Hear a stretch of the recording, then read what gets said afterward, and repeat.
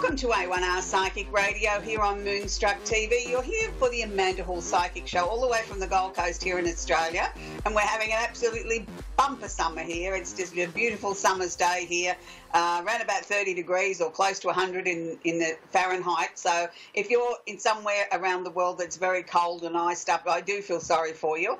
And let's see if we can bring a little bit of sunshine in the next half an hour during our show. So we've got a big action-packed show lined up for you this week. So we better get underway because we've got a lot to cover before we take a couple of calls towards the end of the show. So we're going to kick off the show with our Simply Tarot card of the week, which we always do. This week, the Simply Tarot card is the Emperor. Now, the Emperor represents stability or stabilising influences coming into your life. Now, I think that's a great card to have into the second week of the new year because it means that we're all on the right track. It means that all the soul-searching, all the hard decisions that we've been making or are about to make are going to start to come together. So it's a very, very positive card into the second week of the new year where we can sort of feel like we're getting back into the grind. We're actually making decisions that are going to improve our lives, not just this week, but I feel for the remainder of 2018. So it's a really powerful, positive card to kick off the show with this week. So this leads me into our soy candle of the week. And for those of you that have been regularly watching, you know each week I feature a candle out of my extensive range of 27. And this week's no exception. I'm going to feature one we haven't featured before on the show. And it's interesting because it sort of ties in with the card of the week. It then ties in with what we're going to talk about astrologically. And what I do is each week when I'm writing the script for the show, I always start with the card of the week. Then I look at psychically which candle I'm going to focus on, and then I actually look at the astrology. And it never ceases to amaze me how everything sort of is usually in sync with, you know, starting off with the card, the candle follows on, and then what we're going to be talking about astrologically flows on. And it's not by coincidence. I believe that I'm being guided in this way for the message that I'm going to share with you this week. So I'm going to share with you this candle called Wishcraft. Now, for those of you that might have been favourite fans of a fabulous 60s sitcom called Bewitched, which I've actually been binging on over the summer holidays here. Haven't been well, so I've only been doing a little bit of work and mainly watching a lot of television. And luckily I had in my collection the complete series of Bewitched, and I've been watching that over the last couple of weeks. Now, in there, Samantha talks about wishcraft. And it's interesting because when we designed this candle a couple of years ago, this word came to my mind. And I'd love to say I pinched the idea off Samantha's show. I didn't remember it. When I first saw it in one of the episodes where she was talking about one of her children wishing something, calling it wishcraft, I thought, isn't that amazing that that was one of the names that we chose for our candle? Now, what the wishcraft candle for us is about that this is a generic type of candle. This is one that you can buy, that you can create whatever the energy is that you want it for. Today it may be wishing to bring more money into your purse. Tomorrow it may be about bringing love into your life. Next week it may be about wishing for a new job or wishing to move house. So it's whatever your wish may be. So the general rules apply. Write your intent, pop it under your candle, read it out aloud, burn it for an hour at a time. If you're going to ask for a fairly big wish, like you want your finances to improve, I would certainly suggest that you'd burn the wishcraft candle for a week, not just a day, and sort of really give it time to manifest and deliver your wishes to you. So it's a candle that can cover all areas of your life. You know, not all the time do we have a lot of space or even a lot of money to have a whole range of candles to do a lot of different things. So this is the choice for that. So that leads me on to what we're going to be talking with our little trip around the universe. Now, this week we've got an action-packed universe. Might I say, I don't think I've ever seen it so busy, not for a long time anyway, astrologically. I mean, every week there's always something new and exciting going on. But this week seems to be a really powerful sort of week. Now, a number of astrologers looked at it slightly differently to the way that I do, and I'll explain that as I'm going along. I like to not just focus on one area because I think there's always more than one layer to a possibility or an event or what can transpire in our lives, and we're not all on the same journey at the same time. So this week my focus of my glimpse around the universe is going to focus on the planets that are in Capricorn and the 2 planets that are in Scorpio, and how and why they're going to affect each and every one of us. Look, you're no stranger to, if you've been watching the show, me talking about Pluto being in Capricorn probably since the very first show. And Pluto is still in Capricorn. Now this week, the planet Pluto, which is the planet of transformation and slow, deliberate, definite lessons that we all need to learn, is holding hands with the Sun, which is where the zodiac sign is for the month. The Sun is transiting through Capricorn, but he's also holding hands with Venus, the planet of love and affection. So what this says to me is that we have the ability to transform from our heart the things that we love in our lives. Now, whether that's a love of a person, whether it's a love of work, or whether it's a love of something that we want to attempt to do, whether it's a love of trying to get a new business off the ground or focusing on many other things, it's a time to really search our soul and find out what we really love and what are we working on. Can we give a little bit of a shove in the right direction? Now, the other 2 planets that I want to focus on this week are Jupiter and Mars, are also holding hands in Scorpio. Now, Jupiter is the planet of expansion, opportunity, expanding waistlines sometimes. And when it's holding hands with the planet of action, Mars, it means that things can happen very, very quickly. Now, anytime we see a planet or 2 planets sitting in Scorpio, we know that we've got to approach this in a very grown-up way. It's a fixed planet, so it's fixed, it's rigid, it's determined. It's already telling us that we need to make sure that our emotions are in check.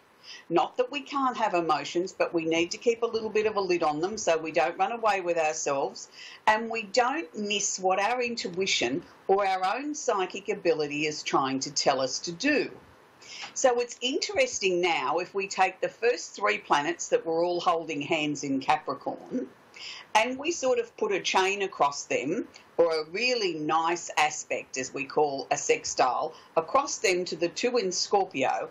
This is amazingly 5 out of the 10 planets that we work with are in what's known as a transit or a situation together. So we've got 3 holding hands in Capricorn, 2 holding hands in Scorpio, and they're all sort of very happy to be jumping rope together or holding hands, or, you know, a nice chain linking them together, sort of saying this is something that we can all work on together. So a lot of astrologers have written this as an aspect of a perfect time to go into new businesses. Now, look, I'm not saying that that's not the potential. I'm saying that that's something that maybe a handful of people that you know might be considering of doing, maybe nobody's considering doing. So if we were to just focus on it as being the most positive time to rev up a new business or to make a business change or to make a job change, then I think we would be sadly leaving behind a number of people from the planet. So I would like to say to you, this is a very broad spectrum opportunity for people to get whatever it is they want to kickstart happening, whether it's a new job, whether it's a new relationship, whether it's a new fitness program, whether it's a new way of looking at your life.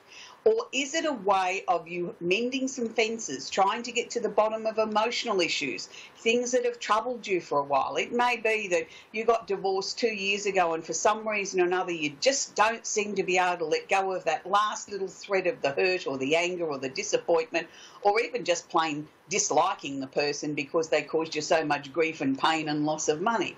Well, this is the time that we can look at it and say, well, why am I hanging on to this? What use is this serving me or my higher self? And sometimes when we look at it like that, we have a chuckle to ourselves and think, why have I been hanging on to that so furiously for such a long time when it is actually destructive? I can't change the past, but I certainly am in the driver's seat for controlling the now and my future.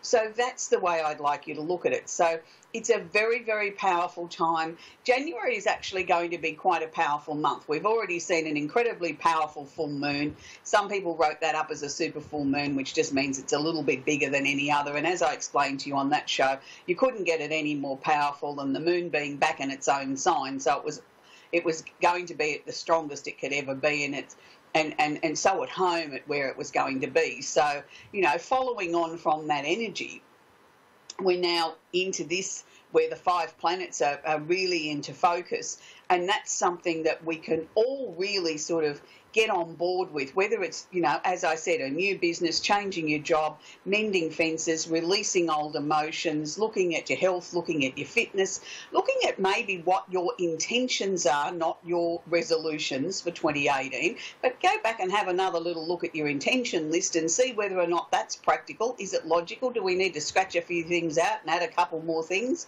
It's going to be a work in progress, our intention list for 2018. As we spoke about, put 2 or 3 things there that can be comfortably achieved quickly so you've got a sense of achievement, and then have another list of the ones that we're working on, the things that are work in progress. I don't know about you, but I have a certainly fairly sizable list for what I'd like to achieve in 2018, but I am a fairly driven sort of person. And I do like to have things that I can cross off on a list so that I feel that I'm staying on track, that I'm staying focused, and also to keep reassessing what I'm looking at or what I'm hoping to achieve in my personal year. So there's one other major thing that I'd like to talk about before we go and look at, you know, our second part series of Pluto in the signs, and that's Uranus. Uranus has been going retrograde or backwards in the sign of Aries since last August. It's just about to go direct, which means it's going to start to go forward in the next 48 hours. And a lot of people, I'm going to say, are going to say, hallelujah, I'm feeling the brakes starting to come off. This has particularly affected Aries, Leo, and Sagittarius, and also the sign of Libra, followed by gently a little bit less to the degree of Cancers and Capricorns. Now, Uranus is the planet of the unusual and the unexpected. It's here 1 minute, gone the next. So with it having been gone retrograde, it has stirred up an awful lot of old emotions, particularly for the fire signs. Anything that was buried, hidden, anything that they didn't want to deal with, anything that they thought that they had dealt with that was left over, had to be brought to the surface and had to be cleared. So they're going to be certainly doing the happy dance in the next few weeks as they start to feel the momentum of 2018 and their lives starting to move forward. Now, we feature a little mini astrology lesson each week, and this week's no exception. We're going to do part 2 of Pluto in the signs of Cancer, Leo, and Virgo. So Pluto in Cancer is said to be the ability to transform our emotions. Pluto is the planet of transformation, of lessons that we need to learn, and it's slow, deliberate, and definite. Any lesson learnt by Pluto is one that's not forgotten. So when it's in Cancer, it's asking us to really look at how we look at dealing with our emotions, but also our own psychic ability. It's almost giving it another dimension to the psychic ability here, because it's saying to you that you have tremendous power. All that you need to do is harness it and believe in it, and it will strengthen in its own right. It also gives them the ability to completely transform their home life if they're not happy with it. So we move on to Pluto in Leo.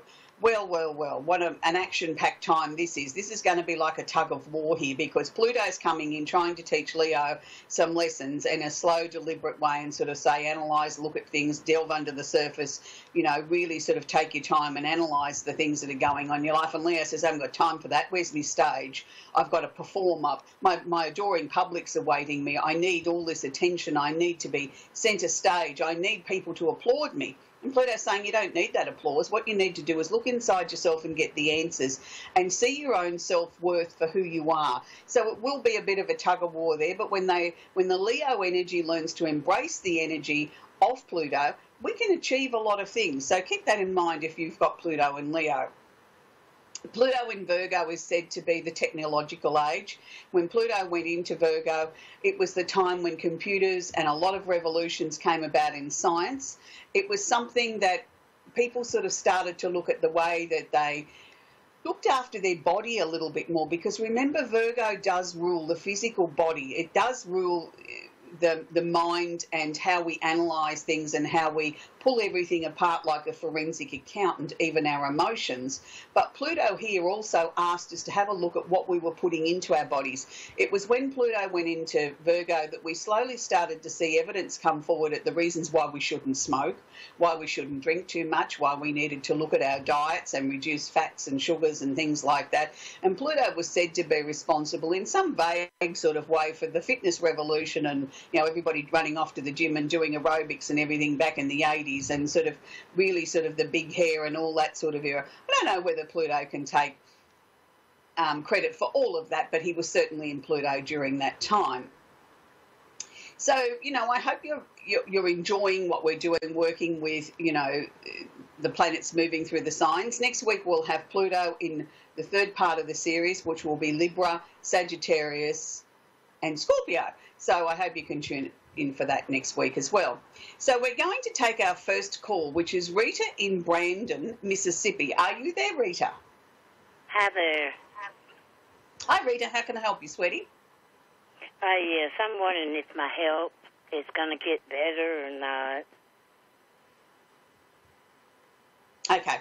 Rita, technically we're not supposed to work on health issues. That's against the law. But what I can tell you is the energy that I'm picking up around you, which may also cross over and help answer that question for you. The first thing that I'm picking up, Rita, is at the moment I think we're at a plateau. I don't think too much is going to improve in the short term. Now, I don't want you to be despondent by that. I want you to look at this as a time where I can sort of catch my breath. I can sort of just chill a little bit. I can let everything sort of catch up. I can sort of take the pressure off myself about, gee, I should be able to do this more, I should be able to do that or whatever. Just allow yourself to be. Be happy to where you've got at this point. I feel by March we'll then get sort of some very, very positive news that's heading you in the right direction as far as your health. So everything that you've been consciously doing and things that you've been trying and some of the things that you thought, maybe that's maybe not for me, but you've gone along with it anyway, you're now going to start to see the rewards for that. To me, your health wasn't just a short-term thing. This was a very long, ongoing, progressive problem. Is that correct? That's correct, Yeah. And to me, it's sort of like there's times there where you do get really frustrated with it all. Oh, I do, I wouldn't say depressed, I'm going to say frustrated, because I felt that you were a sort of a high-achieving sort of person and not being able to get up and do what you want to do in your mind and your body doesn't follow suit. That's where the frustration comes in. It's not a depression, it's a frustration. Right. But I do see things definitely on an upward swing. And I also sort of feel in the second half of this year, are you looking to go into something different that could bring you more income? Yes, But that seems to be more focused on the second half of the year, not the first half. Okay. The first half to me is sort of like the preparation, getting everything ready, making sure I've got everything just as I want it to be, and still sort of focusing on your health and sort of looking at what the next stages moving forward are with that, particularly after March. And then sort of by the time we get to about May, June, July, that seems to be then when our focus goes more to the income side of things. Of that's the next stage of the project. That's when we start sort of revving that up. But I think all in all, Rita, this is going to be a very, very powerful year for you this year, because last year was a year where there were so many things that you sort of had to put in place. It was like you had to put foundations underneath you to get as much as you could, not just out of, the improvements with your health or attempting to improve your health, but other areas of your life as well. It was like there were so many things that needed to be revisited and re-looked at and reset up in maybe a different way to help you get to where you're going now, which is good. I think you should really be very proud of the progress that you've made. Well, thank you. Yeah, so, I am trying real hard. Yes, I know you are, but I think sometimes I don't think you give yourself enough credit for how hard you have been trying. Okay, you're right. And that's why it's really important, Rita, if we have a little list of, I like to call them intentions or goals that we might want to achieve in a certain period of time. That's why I always have two lists. I have a list of things that I think, and there might only be 3 things on the list that I can achieve fairly quickly. When I say fairly quickly, within the next couple of months. And then I might have another 3 things on a list that I call the work in progress. And by having 2 separate lists, when you achieve something and you can actually put that pen line through it and you say, woohoo, I've achieved it, it gives you that confidence to keep going, because you sort of feel then, oh, well, what I'm doing is working. Do you know what I mean? I can measure the progress. Where if you've only got it in your head, you're not seeing it in the physical. Sometimes we need to be sort of simplistic like that and do it in the physical. I have a whiteboard with things on. That's usually where my lists are, and I can cross them off, or I can add a couple of things to it or whatever, because I think we all get despondent, Rita, that we don't feel that we're achieving maybe as much as what we think we should, but we are actually probably achieving more than we're giving ourselves credit for. So I want to thank you and wish you a very, very happy new year, and keep going. You're on an amazing path for 2018, Rita. Well, thank you very much.